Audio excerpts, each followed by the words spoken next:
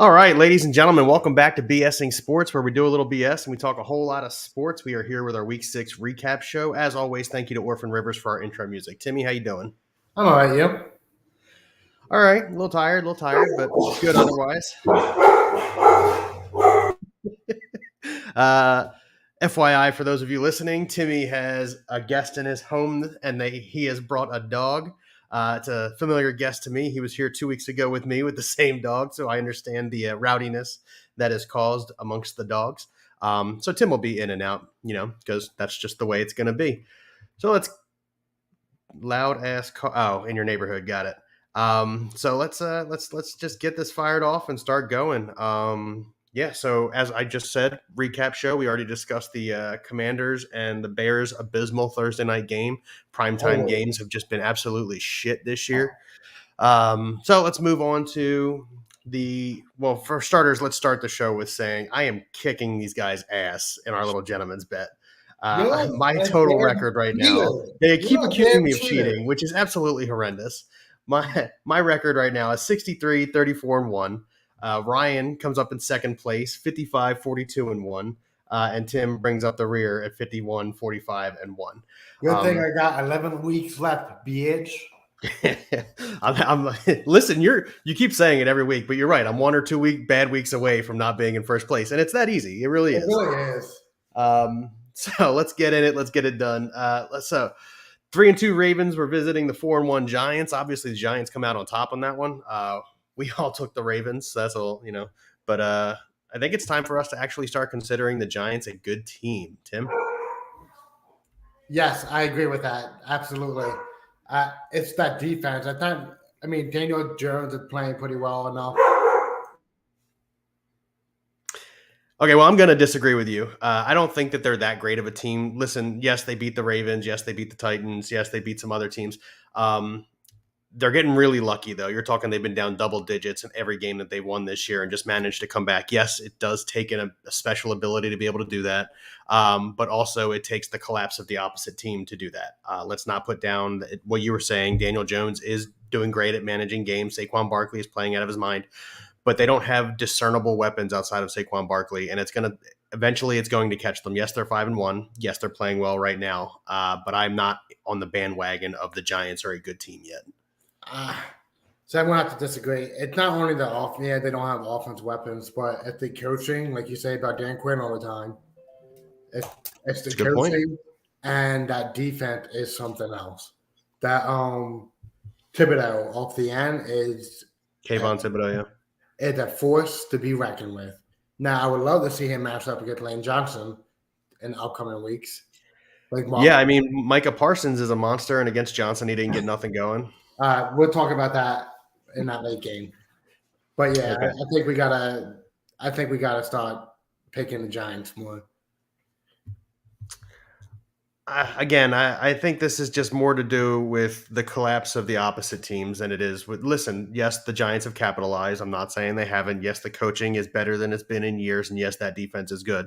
But you still got to look back. It'd be different if they were only 1 possession to 3 points, like close the entire game, but they're not. They're getting blown away, and then teams are giving up or taking their foot off the gas, and then the Giants are coming back.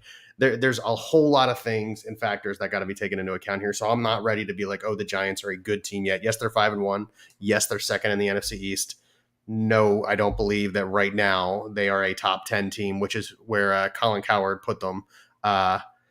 Earlier today, I was watching on my break, and he put him at 10, and I don't believe that. I guess we'll find out in the future. I guess. Second, do you want to like intro to some of these games? Is that what up? So okay, keep going. Okay. Second game was the 2-3 Bengals visiting the 2-3 Saints. We all took the Bengals. Bengals do come out victorious. Yeah, the Bengals ain't looking like they used to be, but Joe Burrow and Jamal Chase finally got that connection going again, which is lovely for Ryan's stake in fantasy. But I'm happy to see they got the connection going. Let's not forget the Saints defense isn't terrible. No, it's not. We a decent defense to begin with. It looked like Joe Burrow made a plays when he needed to, but uh, Andy Dalton might have a little competition coming with James Winston coming back. What do you think? Uh, so the combination of Andy Dalton and Taysom Hill has been keeping teams off balance. And as you pointed out and you alluded to, the Saints defense is not a bad defense. They do have talent on the defensive side of the ball, and they still have Alvin Kamara. I know that all of their top receivers were out this week, and I think that was kind of the X factor for the Bengals to pull this one out. But you can't put past the Bengals that they've lost every game by a game-winning field goal. So they're 3-3, and their 3 losses are a game-winning field goal at the end of the game. They're in every game. They're playing every game. Last year they won those games, and they were a great. Everybody look at them like they were a great team. This year they're losing those games, and we're looking at them a little sideways. But I think they're just about the same team. They're going to get it going. They'll figure it out. Defenses have adjusted to them. Now they have to adjust to the defenses, and they'll get it going. Yeah, I definitely agree with that. Next game, the Jaguars visiting the Colts. This ended up being a good game. Absolutely. I'm surprised the Colts were able to throw off that last pass. I got one thing to say. Why is Matt Ryan throwing the ball over 60 times a game? Like, that don't make any sense to me. 42 for 56, right? Something like that? Yeah. But I mean, when you complete 42 of them, keep throwing it. I mean, the offensive line held up for him. He didn't turn the ball over, which is good. They don't have a running attack right now with John Taylor and Naheem Hines out. That third string quarterback, running back looked kind of good. They were feeding him the ball until he got hurt again. He looked good when they didn't run the ball for 10 plays and then they ran the ball. Like that's not a good running attack. That's switching it up so the defense has to stay honest. And then Matt Ryan's perfect throw in the end zone to Alec Pierce with a great. It was a good throw.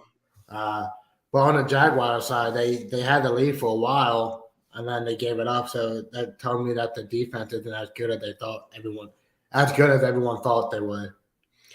Especially because they get blown out in Indianapolis Colts with Jonathan Taylor already there by 40 points. Yeah, I mean, the first game of the season, the Jaguars did really give it to the Colts. Obviously, it's a different environment at Lucas Oil versus, in Jacksonville. Doug Peterson clearly didn't have it going. And when your coach doesn't have it going, you don't got much.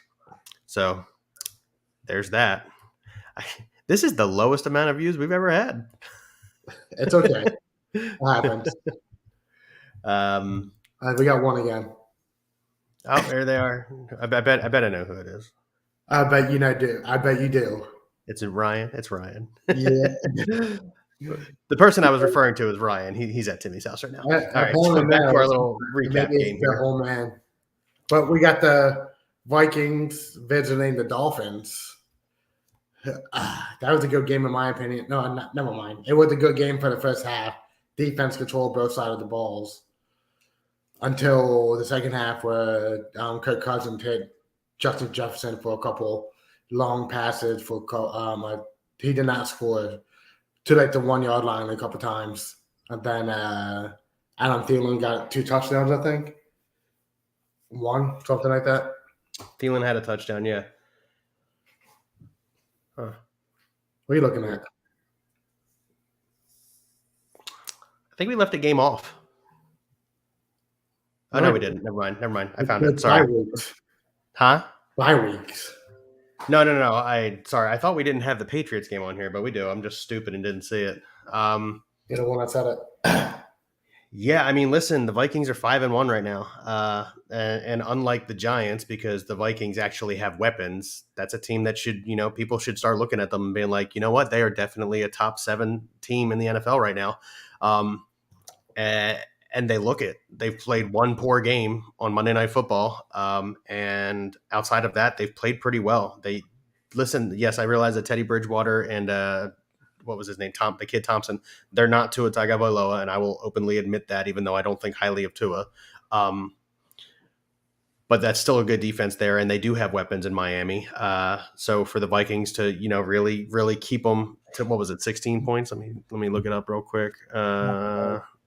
It was 16 points, yeah. So for the Vikings defense to keep them 16 points, that's impressive. And then again, Justin Jefferson doing Justin Jefferson things and Thielen catching a touchdown really was obviously the difference maker there. So good for the Vikings, 5-1. And yeah.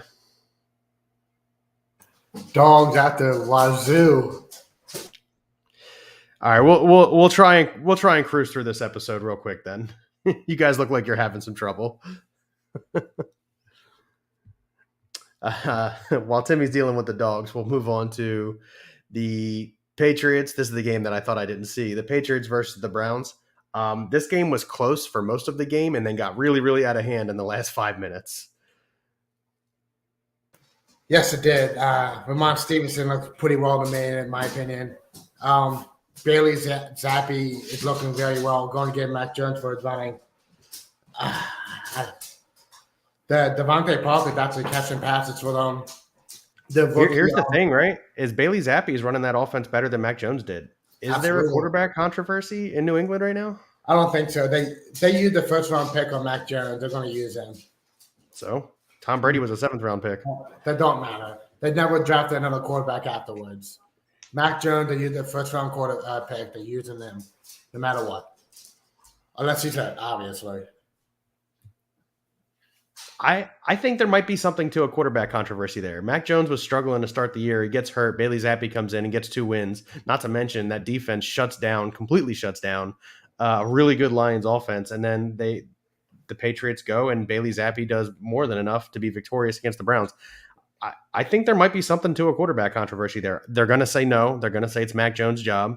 But if I'm Bill Belichick and I know my head's on the block, I'm riding the hot hand. And the hot hand right now is Bailey Zappi. I get your point of it. I do. I just don't think they're going to allow that to happen, in my opinion. Okay. It's Mac Jones' team, and everyone knows it. All right, good. I'm excited to talk about this next game. So we got oh my God. We got the Jets, Jets versus the Packers in Lambeau at that. Who won that, Timmy? The Jets. That's right. Who took that team? Out of pure spite. It wasn't pure spite. I've been saying week in and week out, the Jets are playing good football, and the Packers aren't. Cut and dry.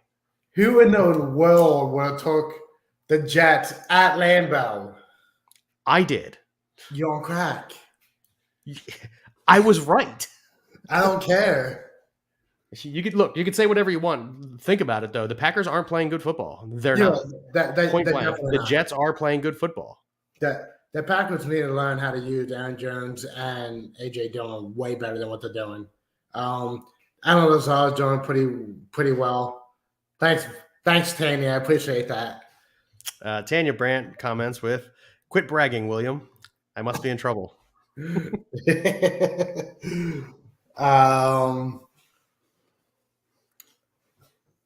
love my train of thought. Listen. The Jets were helped by their special teams. Now they do have the second best special teams in the game right now, and I totally get that. But it takes you got to win on 2 out of 3 phases of the game to be successful, and the Jets are doing that now as a unit.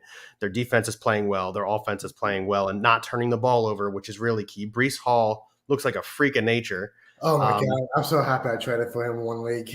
Yeah, good for you, man. And the Jets are capitalizing when other teams make mistakes. And that's what it's all about. The Jets are playing good football. Absolutely. Packers aren't. Like you said, they're capitalizing on other people's mistakes, and then they keep doing that to keep winning. It's going to be a little bit of controversy if Miami and the Jets keep playing like they are. I mean, yeah, obviously the Bills are the cream of the crop in that division, but the two spot right now is obviously the Jets. Yeah. Tua healthy changes that a little bit. Yeah. Like a really truly healthy Tua changes that a little bit. But I mean, obviously right now the 4-2 Jets are Jets are that team. That's right. I don't have to say that no more. I appreciate you doing it the one time, 3 times actually. You're welcome. I covered Ryan's too. No, I think Ryan still gets me one. If they win this week, maybe. Well, I don't know if I'm taking them this week. All right, let's get into the next one. Scott, you can go. 49ers visiting the Falcons. Again, Tim and Ryan took the Niners. I took the Falcons. this Alice game, I will admit, was more just to be different than anything. But regardless, I took the Falcons. And now listen, I took them and then I was able to back it up. I said that they've been playing really close games. Mariota's doing really good, efficiently protecting the football. They're finding ways to be successful, just like the Jets, when other teams make mistakes, and they did the same thing against the Niners this week. So, I mean, yes, I took this game specifically just because I didn't want to match up with you guys, but also because something in this game said to me, I think the Falcons are going to pull this off. Let's keep in mind, Jimmy Garoppolo isn't exactly mobile, and they don't have a running back.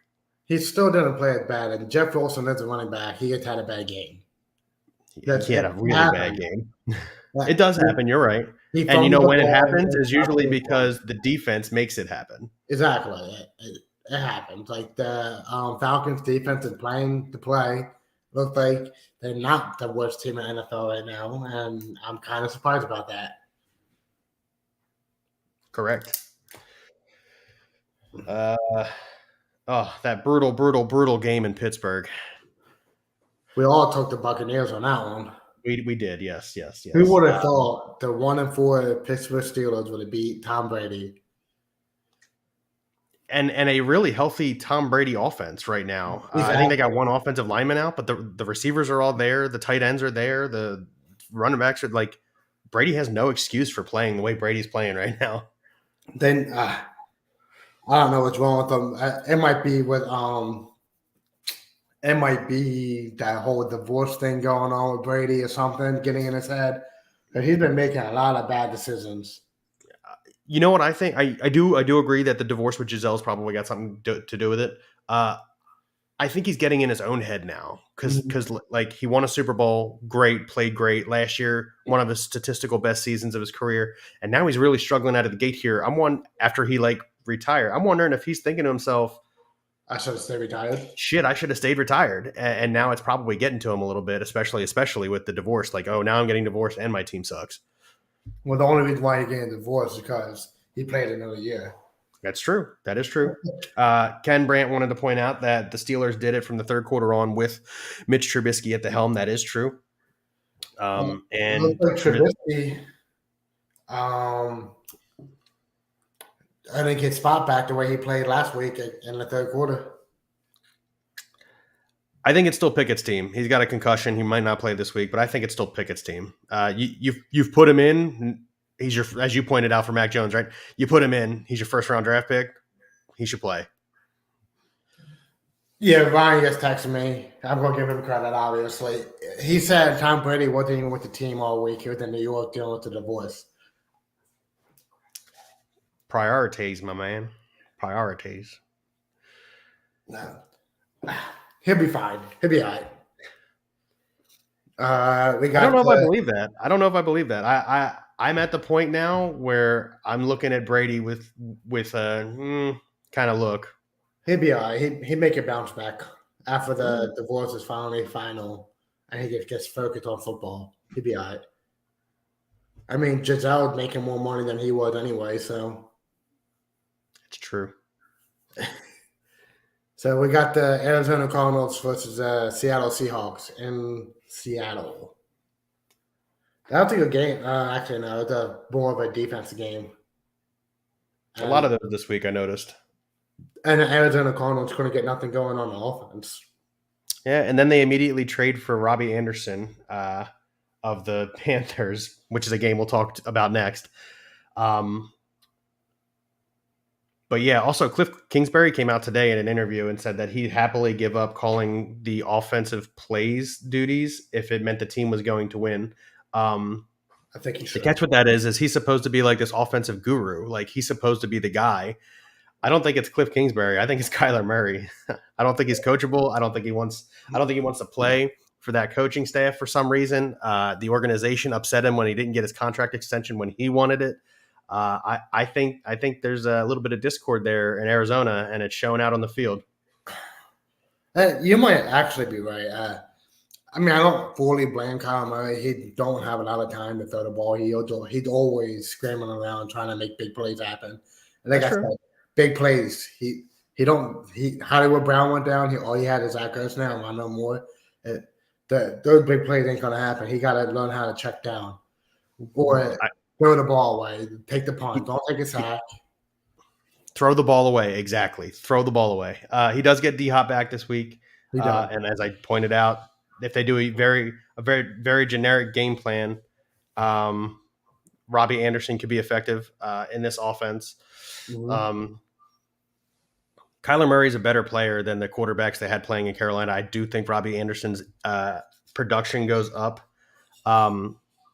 However, I don't think it's like exponentially, especially with D-Hop coming back. Like, you know who's getting the football. Yeah. I think the whole defense knows it too. Sorry, I keep saying D-Hop. I'm referring to DeAndre Hopkins. I got to remember that not everybody knows who we're talking about. So you can go. Yeah, it's fine. So the game that I would refer to a moment ago, the Carolina Panthers versus Los Angeles Rams game. The Rams do end up winning it. It was an ugly game. Robbie Anderson gets into a screaming match with his wide receiver coach on the sideline. The new interim head coach ejects him from the game, sends him to the locker room, and then like an hour after the game was over, the Cardinals traded for him. Well, Robbie Anderson is dumb trying to argue with a coach. Yeah, you're a grown-ass man, but he's still your coach. You're the one that wanted to play again. He could have retired like he's going to, but he would have lost out on money. But he's there for the money. Don't care about his offense. Don't care about his teammates. So I'm happy the Panthers traded him away. He was probably with the toxic locker room issue too. So I think the Panthers will improve with the interim head coach. They started using Christian McCaffrey way better than what Matt Rule did. Now they need to start using DJ Moore a lot more. They got quarterback issues there. Mayfield obviously is injured right now. Darnold is injured right now. PJ Walker got injured in the middle of the game. Oh, I didn't know that part. They got some quarterback. Either he got injured, he was playing so poor that Sam Eason had to come in and play. But one or the other, either way, they're on their fourth string quarterback. Oh God, I feel bad for them. Yeah, they got quarterback issues there in Carolina. Let's see. One of the two best games of the week. Buffalo Bills visiting the Kansas City Chiefs. Real quick. So apparently my intel came in. Baker's not in a walking boot no more. And Sam Darnold coming off of IR tomorrow. So Sam Darnold probably will play. Thank you, intel named Ryan. On Sunday. Let's get to the game right next to you. Like he's not sitting right next to me, a-hole. Sitting across from you? Yes. Get it right. Whatever. So anyway, Bills and Chiefs. Go ahead. We got the Buffalo Bills versus the Kansas City Chiefs. This was the best game, America's game. And the first two quarters was a game I thought it was going to be close. Actually, no, I'm sorry. I thought it was going to be a complete blowout by the Bills. But Kansas City figured out a game plan to keep everything in wraps. And Buffalo pulled it out with Josh Allen, last-minute touchdown pass to Dawson Knox, which I did not need it. I needed Josh Allen to Stephon Diggs, but a different story. But it was a good game. That's all I can say. Both defenses play well. Someone had to lose. Basically what it is. That's 100% true. Someone has to lose, and it seems like during the regular season, it's Mahomes who loses, and then they meet in the playoffs, and then it's Allen who loses. Another player that's worth discussing, and at least worth mentioning, Gabe Davis. If I'm not mistaken, he's got a touchdown pass in each of the last 3 games, at least one. So he goes 4 for, I think, 79 yards and a touchdown. Stephon Diggs does his 10 for 148 and a touchdown. And then, as Timmy already mentioned, Dawson Knox catches a game-winning touchdown there at the end. Listen, it was America's game of the week, and I know I complained about it being the 4:25 game because we've had pretty bad primetime games this year. We had one pretty decent primetime game here, the Sunday night game. We're going to talk about it. Then it was followed up on Monday by another bad primetime game.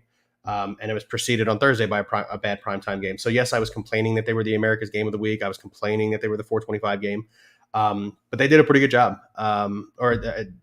They at least did well enough for, the viewership at that time slot to be really good. So yeah, Bills victorious. Timmy and I both took the Bills. Ryan took the Chiefs. And yeah, can you come off a mute, or you want me to just keep rambling on by myself? That's okay. I'll just keep rambling on. All right, I'm okay right now. Okay. It's straight next to our development. Apparently, there's drag racing down the street or something. That's what it sounds like. And these dogs don't like it. True. Oh yeah, yeah. Yes, Ken. We should absolutely talk about Von Miller. Obviously, he leaves the Broncos where he wins a Super Bowl. Not the year he left them. He gets traded to the Rams last year, wins a Super Bowl, decides to sign with Buffalo, and they're looking like Super Bowl favorites right now. I realize the Eagles are 6-0, but let's be honest, the Bills are Super Bowl favorites right now. Yeah, I definitely agree with that. My fault. I did not mean to move my whole computer. But you're my turn. Gotta love dogs. But yeah, Von Miller's looking pretty well. He only playing like 40% of snaps there. That's the Bills defense. Keeping him fresh.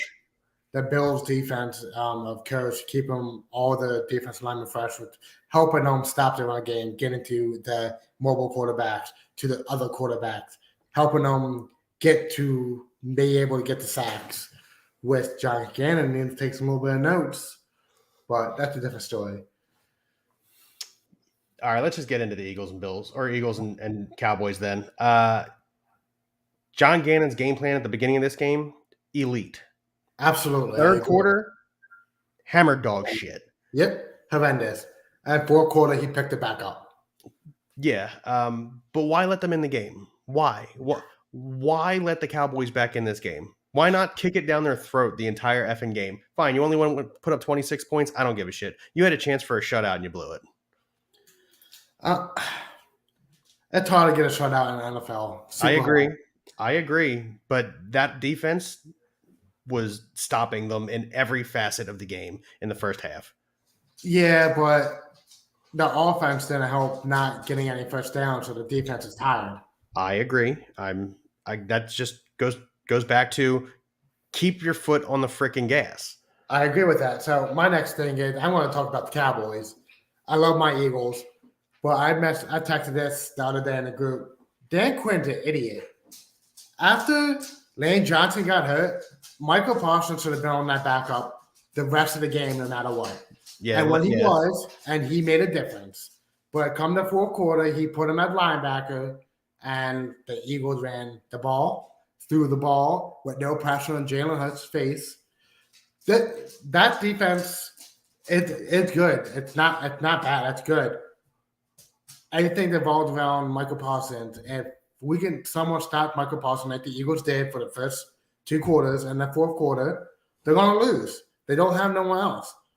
It's funny that you mentioned they don't have anybody else. Everybody in the nation was talking about DeMarcus Lawrence and Michael Parsons combination, and I'm glad that the DeMarcus Lawrence name comes into this, and I'm glad I brought it in because on Wednesday he was asked about how well Jalen Hurts is playing, and he said, "Oh, he's not good. You don't know how good he is because he hasn't played us yet." And then there's a meme running around the NFL internet right now of DeMarcus Lawrence face planting because Jalen Hurts juked him out so bad in the backfield. Love it. Love it. Bless you. I was trying to mute myself. I couldn't get to it. I'm sorry. It's all right. So listen, the Eagles are 6-0, but there are some things that concern me. The coaching in the second half, they're taking their foot off the gas. They're not being aggressive enough. And the defense also isn't being as aggressive. Look, I get it. You want to play protect a little bit, but when you play protect, teams like Dallas can run on you, and they showed that when you let them run on you, they can score. I don't like that. You want to play protect, you play it in the last 10 minutes of the game, not in the third quarter coming out of halftime. I'm sorry, I don't like it. So as an Eagles fan, I'm concerned about their second half productivity. And I think better teams are going to exploit it. And the Cowboys almost did. Yeah, I definitely agree with that. Our defense needs to start getting more quarterback pressures. Now, listen, I know they didn't get any sacks, but they ended up with 3 turnovers because of the quarterback pressure in this game. But Cooper Rush isn't Dak. Dak could have got out of it. Cooper Rush is the. Listen, I know you don't like Dak. Dak is a good quarterback. No. I'm with you. I'm about to give it to some Cowboy fans. Go ahead, finish yours, and then I'll go mine. Dak is good. I think for Dallas to be good, better than what they are right now, is one, I need to start utilizing Zeke and Tony Pollard more. Okay, apparently, yeah, Michael Gallup had a decent game with 10 targets, 8 catches, I think for 60-something yards, something like that. But he didn't score a touchdown. That's the only wide receiver. They don't. Dalton Schultz hurt a lot now, apparently. They need to utilize Zeke and Pollard more than what they're doing instead of just running the ball every other play. Mm-hmm. And with Dak, they can. With Cooper Rush, they can't because you saw Cooper Rush's arm. It's not good. Every time he gets hit, the ball wobbles. When Dak gets hit, at least the ball goes where it needs to go. You know what I'm saying? Like little things. No. And listen, I'm with you. You're right. I don't like Dak, but I'm not a Cooper Rush fan either. Everybody made a big deal about him being 4-1 or 4-0 or 5-0 in all of his starts in the NFL. And I get it. That's a wonderful stat. Second guy in history to do it behind Patrick Mahomes. That's a wonderful stat. It really is. Patrick Mahomes wasn't carried by a defense. Cooper Rush is. A. Yeah, exactly. B, Cooper Rush didn't really play any good teams that we thought were good, but haven't really shown to be good yet. Okay. And in addition, Cowboys fans everywhere were saying that there was a legitimate quarterback controversy in Dallas because how well Cooper Rush was playing. And then as soon as the game was over, oh, well, y'all only won because Dak wasn't in the game. Well, I got news for you, Cowboys fans. I don't think it really matters. I don't think it matters because the game was in Lake. It might have mattered in Dallas. In Dallas, it might have mattered, but I don't think at this time it mattered. I don't think it does. I think the offense was our last couple of drives. I think the first drive we had in the fourth quarter was 7 minutes long. Took half 7 minutes and 28 seconds and a touchdown. It took half the quarter out right there. Your long drives ain't equaling up. Let me rephrase that. You can't score enough in the short amount of time that you need to catch up with your long drives like you've had happen. With the Eagles, we can make a big play and it happens. You don't have no one that can do that. But CeeDee Lamb and Cooper Rush couldn't get him the ball every play. Because now listen, this is where Gannon did a good job. Gannon had C.J. Gardner-Johnson, Darius Slay, James Bradbury, Kazir White all over anywhere that CeeDee Lamb went. It was a good game plan. It really was. And then in the third quarter, he got away from it. Yep. We could talk Eagles forever. Let's get this done with. Yeah. Last night's, for like the umpteenth week in a row, Broncos are in prime time, and it's another shitty game. Chargers come out victorious in an overtime field goal, which I managed to catch because I woke up just in time to walk out for a glass of water and see it. Yeah. I'm not going to lie. I didn't watch any of this game because I thought Broncos being in prime time again was bullshit. But, it's only, we only have one more of them in prime time. So, yeah, Ryan pointed that out to me today. Thanks, Ryan. It's 2 weeks from now, they're in prime time again. But that's the last time for the season. So at least they got them all out of the way early, right? Yeah. The Chargers didn't look good, apparently. Justin Herbert didn't look that good. First game he hasn't thrown a touchdown in. He took the words out of my mouth. Austin Eckler got a couple rushing touchdowns, which helped me out in the long run in fantasy, which I'm okay with. Yeah. It's extremely rare. I don't think there's been a single game in Justin Herbert's career where he hasn't thrown a touchdown. Last night he goes for 288 yards and an interception. So the Broncos defense did its job keeping Justin Herbert off balance all night. Obviously they created the one turnover and really just made Justin Herbert not look good or not look comfortable rather, throwing from the pocket. So kudos to the Broncos defense for that, but then also crappy to the Broncos offense because Russell Wilson just can't get anything going. And now I'm going to have to start agreeing with Ryan and stop saying, hey, it's the coach's fault for Russell Wilson not being successful and start pointing the finger at Russell Wilson. Yeah, I definitely agree with that. Sorry, I was laughing so much over here. Sorry what's happening with the dogs, but I definitely agree. It's Russell Wilson's job to start being the veteran that he is. I say sit him. Let's see what your backup got, apparently. He paid a dude $230 million to throw interceptions and not score a ball. I do like this kid, Dulcich, the tight end from Denver. He looks like he could have a promising career. You guys are all kinds of distracted. I'm glad this can be a quick show. Ryan gets texted me one more time saying the Broncos have another primetime game. December 11th, they face the Chiefs. Jesus. I Why hope did you it's- ruin my night like that? All right, well, that's going to do it for us. Ryan and Timmy are obviously having a nice little gang thing over there. We're gonna sign off here. Do you got any closing remarks? Down the steps. Ouch. Your steps are steep, man. I've been to your house. Those steps are steep. I think it's Doc's fault. Come here, Doc. You got any closing? Go Phillies, obviously. Go Yeah, they're in the Phillies. NLCS tonight. No, I'm sorry, guys, that this was a quick show. We got a Still couple. 40 minutes. We still got to handle these dogs a little bit better during the shows. It's the first time doing it. We got it. It's We fine. got- I'm gonna go get prepped to sit on the couch and do nothing while the Phillies play. Me and Ryan can play Apex.